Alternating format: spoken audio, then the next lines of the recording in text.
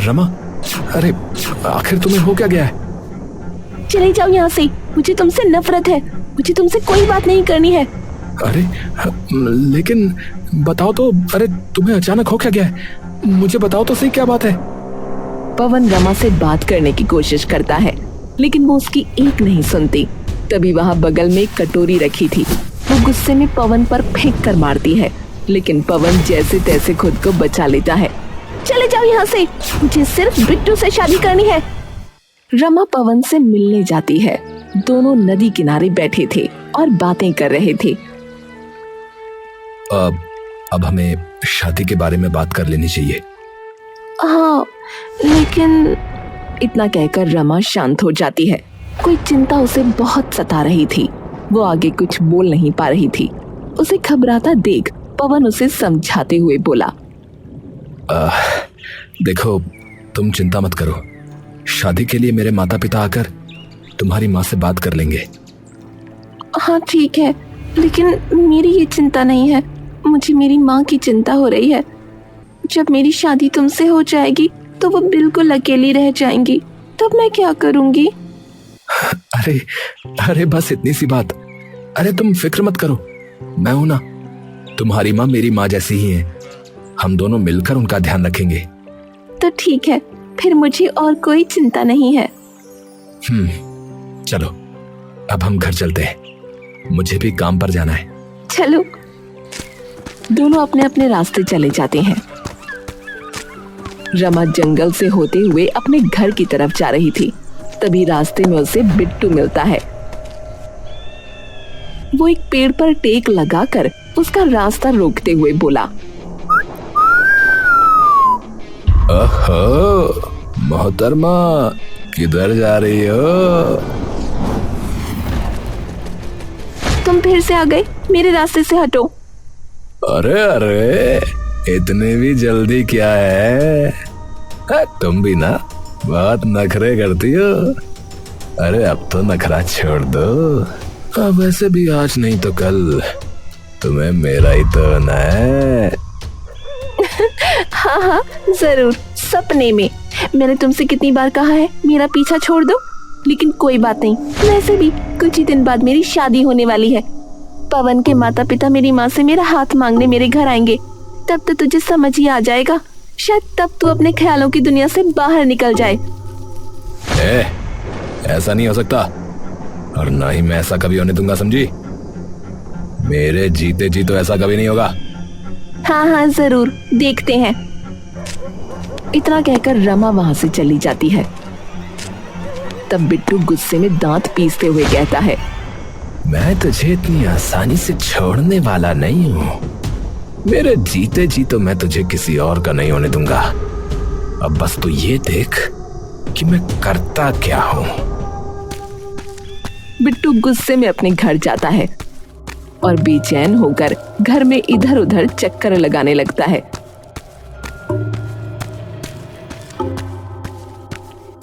तब उसकी माँ विमला वहां आकर उसे इस तरह हैरान परेशान देखती है और बोलती है, अरे क्या बात है बेटा, तो इतना परेशान नजर क्यों आ रहा है? माँ तुम तो जानती हो ना कि मैं रमा को कितना पसंद करता हूँ। मैं उसे नहीं छोड़ सकता, बता रहा हूँ। मुझे वो चाहिए किसी भी हालत में। मैं उस पवन को मार डालूंगा। हाँ, मैं उसे जिंदा नहीं छोड़ूंगा। अरे बेटा तू शांत हो जा, इस तरह इतना परेशान मत हो।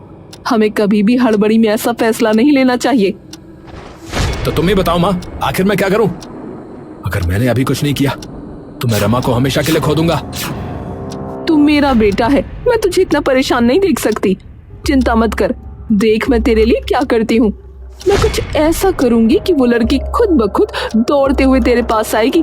तू मुझे जानता है ना, मैं इतनी आसानी से हार नहीं मानने वाली।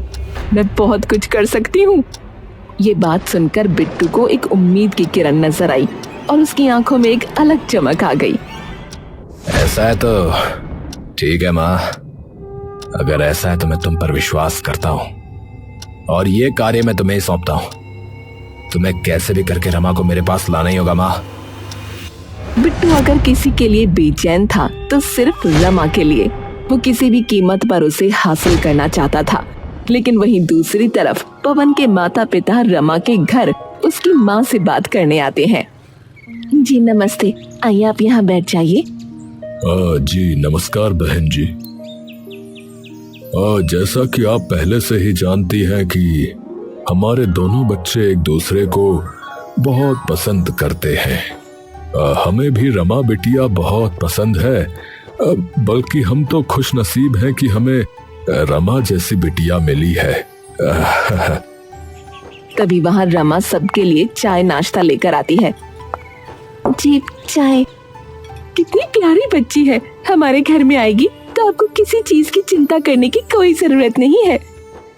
जी मेरा सौभाग्य है कि मेरी बेटी को आपके जैसा परिवार मिल रहा है। आपको देखकर मुझे अपनी बेटी की कोई चिंता नहीं है, लेकिन आप तो हमारे घर के हालात जानती हैं ना। देखिए शीला बहन, इन सब चीजों की चिंता मत कीजिए। ना तो हमें किसी चीज का लालच है और ना ही हमें कुछ चाहिए। बस आप अपनी बेटी को हमारे बेटे के साथ विदा कर दीजिए। जी आपका बहुत बहुत शुक्रिया।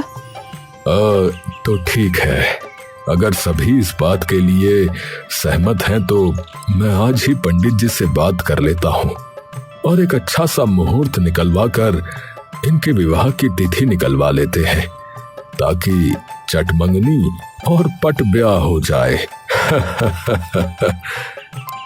जी मुझे भी मंजूर है। इस तरह पवन और रमा के रिश्ते के बारे में बात चलती है और उन दोनों की शादी तय हो जाती है।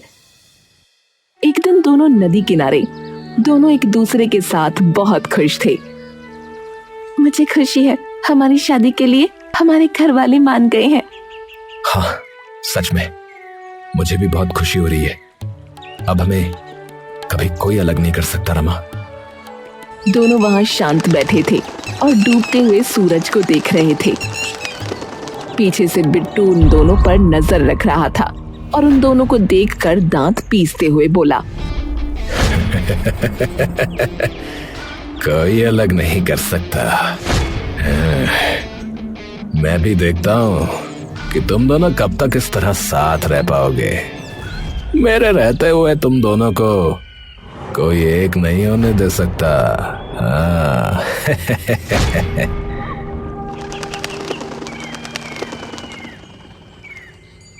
कुछ दिन बाद रमा अपने घर पर काम कर रही थी।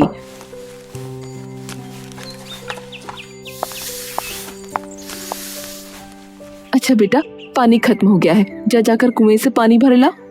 ठीक है माँ, बस अभी जाती हूँ। मैंने घर की साफ सफाई कर दी है, अब तुम कुछ मत करना, बस शांति से बैठकर आराम करना। अरे बेटा, तू आखिर कब तक मुझे काम के लिए मना करेगी और कब तक तू यहाँ पर मेरा काम करेगी? वैसे भी कल तू ब्याह कर चली जाएगी, तब ये सब तो मुझे ही करना है ना। ऐसा मत कहो माँ, तुम्हें अकेला छोड़कर कभी नहीं जाऊंगी मैं। मेरी इस बारे में पवन से बात हो गई है, चिंता मत करो, मेरे साथ वहाँ तुम्हारा भी रहने का इंतजाम हो जाएगा। नहीं बेटा, ऐसा अच्छा नहीं लगता। लड़की की माँ अपनी बेटी के ससुराल में नहीं रह सकती। ऐसा किसने कहा माँ? अगर ऐसा है तो मैं तुम्हें अकेले छोड़कर कभी नहीं जाऊंगी। नहीं बेटा, ऐसा मत बोलना, तुझे इतना अच्छा परिवार मिल रहा है।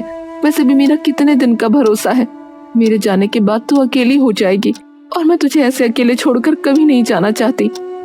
हाँ तो मैं भी तुम्हें कभी अकेला छोड़कर नहीं जाना चाहती माँ। अच्छा ठीक है, अभी काम खत्म कर लेते हैं, बाद में बाकी बातें करेंगे। जल्दी कर, फिर शाम को तेरे मामा भी आने वाले हैं। इतना कहकर रमा एक मटका लेती है और कुएं पर पानी भरने चली जाती है।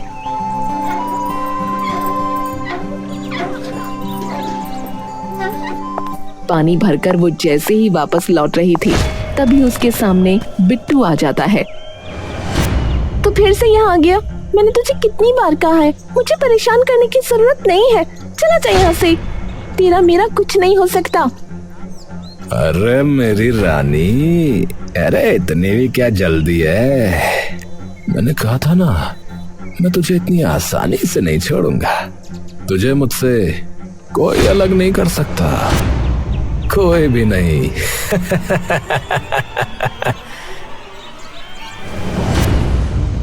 जैसे ही रमा उस आईने में देखती है तो उसके ऊपर एक वशीकरण हो जाता है। मुझे बिट्टू से शादी करनी है, मुझे उससे कोई अलग नहीं कर सकता। मुझे पवन से नफरत है। आईने के बोलने के बाद रमा भी बिल्कुल वैसा ही कहती है।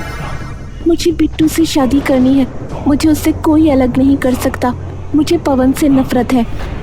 इतना कहते हुए वो अपने घर जाती है और मुझे बिट्टू से शादी करनी है, मुझे उससे कोई अलग नहीं कर सकता, मुझे पवन से नफरत है, मुझे बिट्टू से शादी करनी है। ये सुनकर शीला काफी चौंक जाती है। अरे बेटा, तू कैसा मजाक कर रही है? क्या बोल रही है तू? भला उस नालायक बिट्टू से तुझे क्यों शादी करनी है? माँ, मैंने कहा ना, मुझे बिट्टू से ही शादी करनी है, ये कोई मजाक नहीं है। बेटा, तुझे क्या हो गया है? तू ऐसी बहकी बहकी बातें क्यों कर रही है? मुझे पवन से नफरत है, मुझे उससे शादी नहीं करनी। ये बात सुनकर शीला अपना सर पकड़ लेती है और शाम को पवन को घर बुलाती है। प्रणाम माँ जी। क्या हुआ माँ जी? रमा को क्या हो गया है? पता नहीं बेटा, ये दिन में कुएं पर पानी भरने गई थी, उसके बाद से आकर अजीब अजीब बहकी बहकी बातें कर रही है। अब तू ही इसे समझा। रमा कोने में चुपचाप बैठी थी। उसके पास जाकर पवन बोला, रमा, रमा, अरे आखिर तुम्हें हो क्या गया है? चले जाओ यहाँ से, मुझे तुमसे नफरत है, मुझे तुमसे कोई बात नहीं करनी है। अरे लेकिन बताओ तो, अरे तुम्हें अचानक हो क्या गया है? मुझे बताओ तो सही, क्या बात है?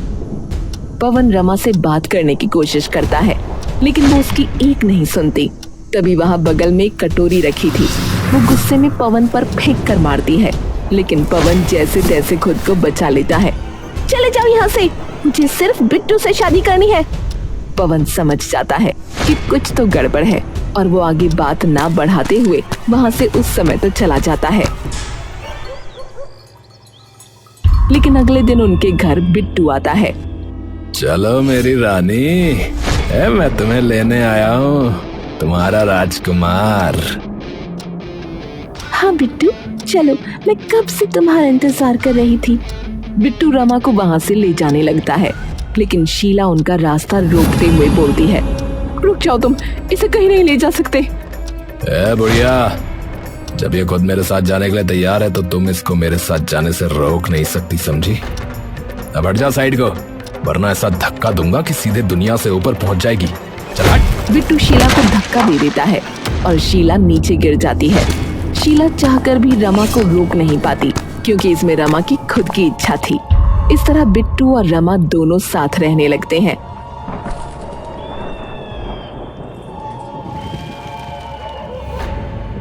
माँ, तूने तो कमाल ही कर दिया माँ, तेरी तंत्र विद्याओं का तो जवाब ही नहीं। मुझे जो चाहिए था मिल गया। अब मैं रमा से सभी गांव वालों के सामने धूमधाम से अपनी शादी करूंगा। लेकिन माँ, मुझे डर है, अगर वो आईना किसी को मिल गया तो कुछ नहीं होगा। उस आईने की खास बात है कि जो व्यक्ति उस आईने में देखता है और आईने को हमने पहले से जो बोला है वही जादू उस व्यक्ति पर चल जाता है। मैंने इस बार आईने को कहा है कि जो भी आईने के सामने आकर रमा का वशीकरण तुड़वाने की कोशिश करेगा उसका मानसिक संतुलन बिगड़ जाएगा। पहली बात, ना तो इस राज के बारे में किसी को पता चलेगा, और पता चल भी गया तो उसका मानसिक संतुलन ही बिगड़ जाएगा। अरे वाह माँ वाह, तूने तो बहुत ही कमाल कर दिया माँ। अब आएगा असली मजा। अब मुझे रमा से कोई अलग नहीं कर सकता।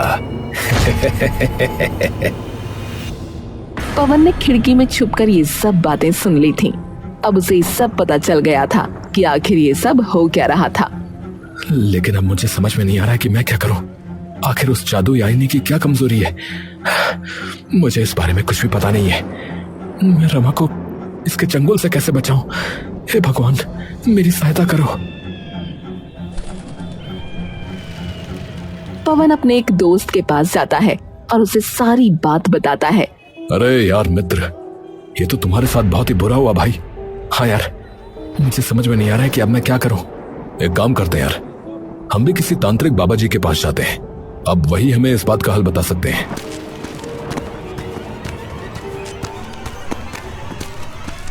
दोनों जल्दी से एक तांत्रिक के पास जाते हैं और उन्हें सारी समस्या बताते हैं। बाबा जी प्रणाम। बाबा जी ये बताइए कि क्या मैं उस जादुई आईने को ढूंढकर तोड़ दूं? क्या उसके बाद उसका वशीकरण टूट जाएगा क्या? नहीं, अगर तुमने ऐसा किया तो जो वशीकरण हुआ है वो कभी नहीं टूट पाएगा, और उसको तोड़ने का एकमात्र जो साधन बचा है वो भी समाप्त हो जाएगा। ये बात सुनकर पवन और भी ज्यादा चिंतित हो गया। तो बाबा जी हमारी सहायता कीजिए, अब हम क्या करें? इसका एक उपाय है, मैं एक आईना देता हूं। हम उस जादुई आईने को ढूंढकर उसके सामने इस आईने को रख देंगे, तब जो भी बातें वो आईना बोलेगा वो इस आईने के अंदर कैद हो जाएगी, और तब तुम जादुई आईने को अपनी मर्जी से कोई भी आदेश दे सकते हो। यानी तब हम उस जादुई आईने को कह सकते हैं कि वो रमा के ऊपर से अपना वशीकरण हटा ले, है ना बाबा? हाँ, परंतु उसके बाद वही बात उस आईने में रट जाएगी। वशीकरण टूटने के बाद तुम्हें फिर से उस आईने को दूसरा आदेश देना होगा। वो मैं तुम पर छोड़ता हूं, और तुम बस उस जादुई आईने को यहां वापस ले आओ, और तुम चाहो तो एक और चीज कर सकते हो। बाबा पवन को सारी बात अच्छे से समझा देते हैं, और पवन सही मौके का फायदा उठाता है। जब वो देखता है कि विमला और बिट्टू घर पर नहीं है, तो वो जल्दी से उनके घर में जाता है और उस जादुई आईने को ढूंढ लेता है, जिसको एक लाल कपड़े से ढका हुआ था। तब वो जादुई आईना बाबा के पास ले आता है, और बाबा दोनों आईनों को आमने सामने कर देते हैं, और जादुई आईने का जो आदेश था वो बाबा के दिए हुए आईने में कैद हो जाता है। तो ठीक है, अब जादुई आईना तुम्हें रमा के पास ले जाएगा, और तुम्हें उसके ऊपर किया हुआ वशीकरण तोड़ना होगा। रमा बिट्टू से शादी नहीं करेगी, और रमा पहले की तरह बिल्कुल ठीक हो जाएगी, और जिसने भी उसके साथ ऐसा किया है, जब वो इस आईने में देखेगा तो वो इसमें कैद हो जाएगा। ये सब करने के बाद पवन वो जादुई आईना रमा के सामने लेकर जाता है। रमा का वशीकरण टूट जाए, उसे बिट्टू से शादी नहीं करनी है, उसे पहले सारी बातें याद आ जाएं और वो पहले की तरह ठीक हो जाए। रमा को बिट्टू से शादी नहीं करनी है और वो पहले की तरह ठीक हो गई है, उसका वशीकरण टूट गया है। जैसे ही रमा ये बात बोलती है वो बिल्कुल ठीक हो जाती है और उसे सब याद आ जाता है। तब वो पवन को देखकर कहती है, मेरे साथ ये सब क्या हुआ? मैं तुम्हें सारी बातें घर जाकर बताऊंगा, अभी मुझे एक और काम करना है। तब पवन बिट्टू वाले जादुई आईने को एक और आदेश देता है। विमला और बिट्टू इस जादुई आईने में कैद हो जाए। तब वो जादुई आईना वहां रखकर वहां से चले जाते हैं।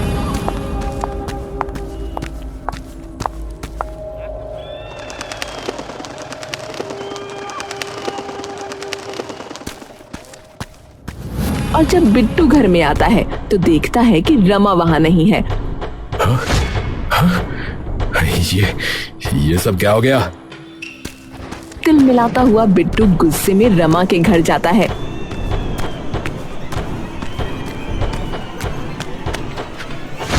ए, तुम यहाँ पर क्या कर रही हो?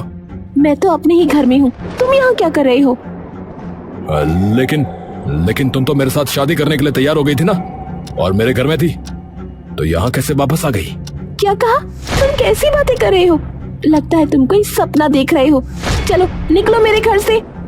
रमा बिट्टू को घर से बाहर निकाल देती है और वो सोचते हुए घर आ जाता है। लगता है रमा का जादू खत्म हो गया है। मैं दोबारा उस जादुई आईने की मदद से उस पर वशीकरण कर दूंगा। हाँ। जैसे ही बिट्टू उस आईने को निकालता है और उसमें देखता है, वैसे ही बिट्टू और विमला हमेशा के लिए उस आईने में कैद हो जाते हैं। कुछ दिन बाद गांव में खबर फैल जाती है कि बिट्टू और उसकी माँ कहीं गायब हो गए हैं। लगता है जादुई आईने ने कमाल कर ही दिखाया। हाँ, अब सब ठीक हो गया है। तो अब बताओ भाई कि तुम दोनों शादी कब कर रहे हो? अरे यार, अब सब ठीक हो गया है तो अब जल्दी कर लेते हैं। हाँ भाई जल्दी करो यार, है जल्दी करो भाई, मुझे भी तो शादी का लड्डू खाना है।